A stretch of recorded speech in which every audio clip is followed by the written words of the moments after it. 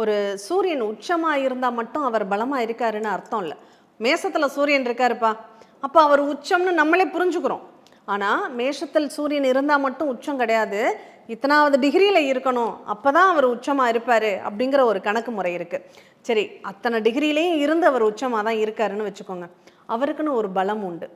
அந்த பலம் எவ்வளோன்னு நம்ம பார்க்கணும். உச்சமாக இருந்தாலும் அவர் 80% மேலே இருந்தால் மட்டும்தான் அவங்க ஒரு நல்ல ராஜா மாதிரி அவங்க செய்யக்கூடிய தொழிலில் ரொம்ப கிங்காக வர முடியும்.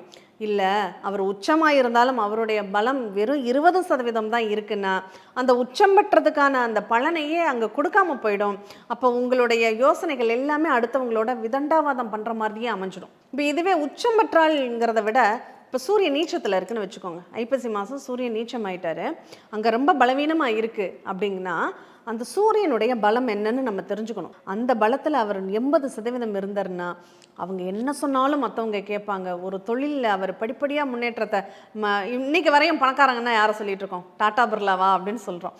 அந்த மாதிரி அந்த ஒரு உச்சத்தை நோக்கி நீச்சமாக இருந்தாலுமே அந்த சூரியனுடைய பலம் இருக்குது அப்படின்னா அவங்க ஒரு உச்சத்தை நோக்கி செயல்படுவாங்க அப்படிங்கிறது உண்மை.